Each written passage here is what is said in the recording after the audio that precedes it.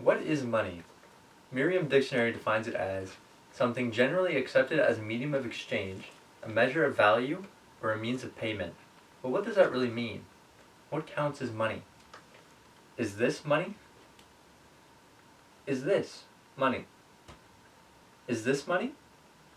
The answer depends on when you're asking, but nowadays you would say something like this. But what about 200 years ago? What about 400 years ago? 700? How did people in the past define money?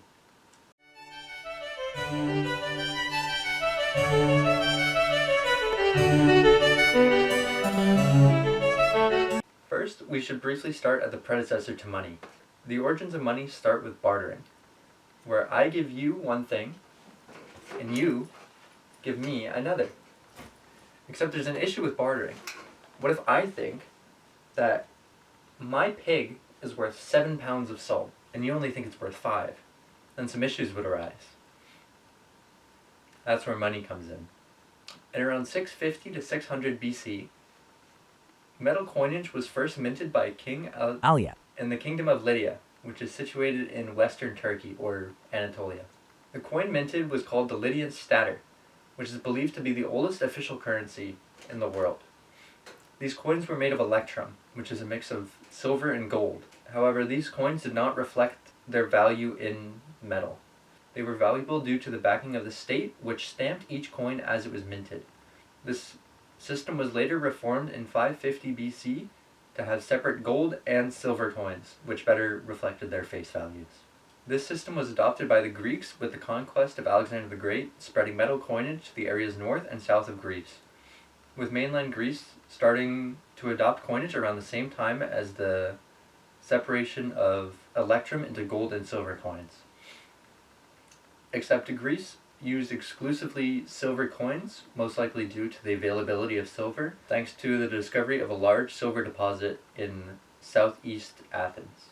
In China, they had also developed coinage separately from the West, and they were the first to develop paper money. Chinese coinage started to take place around 221 BC, when Qin Shi Huang united China, and gradually the small currency became small round coins with square holes in the middle, known as ban liang, which replaced earlier coinage in the shapes of knives and spades. Paper money originated during the Tang Dynasty in the 7th century, where merchants would print their own bills and leave coins with someone they trusted who would record the value of the coins on the bills.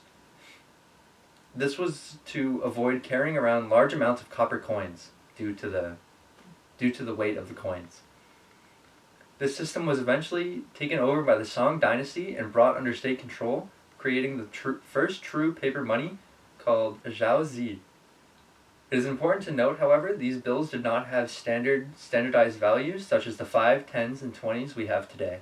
Paper bills acted more like debit cards, recording the amount of money someone had. By the 13th century, Europeans became more aware of Chinese paper money due to travelers such as Marco Polo, who dedicated an entire chapter of his book to the Yuan dynasty paper money, covering its production, authentication, circulation, as well as authority and its economic impacts. Europe did not stay stagnant in terms of money either.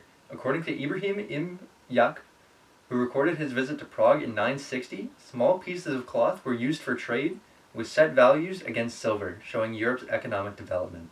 Jumping forward a lot, the earliest form of paper money in Europe was experimented with in Sweden in the year 1661, with the predecessor to Sweden's central bank, Stockholm Banco, who faced the issue of previously used copper plates becoming heavier and heavier due to cheaper copper prices, which were needed to maintain the currency's value next to silver.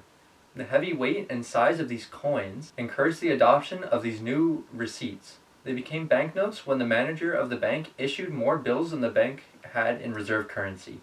Ultimately, this experiment with paper money failed when the bank, spurred on by the capabilities of the printing press, printed way too much money, raising the artificial supply of money and then going bankrupt 3 years later. The following bank was established a few years later in 1668, but did not issue any banknotes until the 19th century.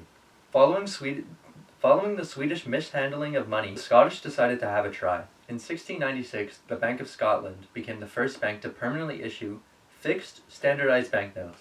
The English soon followed. By 1715, the Bank of England became the first central bank to do so, with denominations ranging from 20 to 1,000 pounds. Banknotes prior to these two, such as Chinese or Swedish notes, were often specific handwritten amounts for each person. We now have two of the three things that make up modern money: standardization and being officially issued by a bank. But as you may know, our money isn't fixed at a certain amount, nor is it backed by anything physical, like the Lydian silver and gold, or the copper like the Swedes. It's what we would call fiat money. Fiat money is not a new concept, with examples being seen as far back as the 11th century in China during the Song dynasty. But the example that reflects our modern day is the Bretton Woods system. Shortly after the end of World War II, in July 1944, Europe was devastated by war and their economies in shambles. In hopes to stabilize the world economy and prevent the instability that contributed to the Great Depression and World War II, the results of 730 delegates' discussions was the following. World currencies would be pegged to the US dollar due to the stability of the dollar and economic and political influence of the United States in the post-war world. The dollar itself would be pegged to gold, $35 an ounce. After President Nixon removed the USA from the gold standard in 1971, the world entered an age of fiat currency. That age is right now. All major currencies from the Canadian and US dollar, Japanese yen, the euro, are all fiat currencies. This means they have value because the government says they have value, and we all believe in our currency and that we believe it works. Issues arise when people don't believe in their currency, such as hyperinflation, which was seen in the Weimar Republic in 1923, and more recently in Venezuela in the 2010s.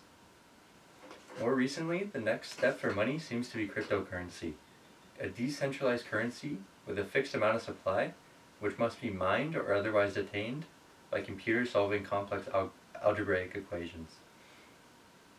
The best example of this is Bitcoin, which started in 2008, which is often used as an investment. However, today, Bitcoin's biggest audience seems to be investors, drug dealers, or other unscrupulous people trying to hide the flow of money online, or scammers doing a scam called rug pulling, where people put a bunch of money into a speculative crypto coin, and once the coin reaches a certain amount, they dump their supply, leaving the unsuspecting victims with a worthless currency. Ultimately, money is whatever people believes hold value. From the electrum coins of Lydia to the silver Greek coins, or Chinese Bang Lai and Zhaozi, or the copper plates of Sweden, all had one thing in common. People believed in their value and accepted them as currency.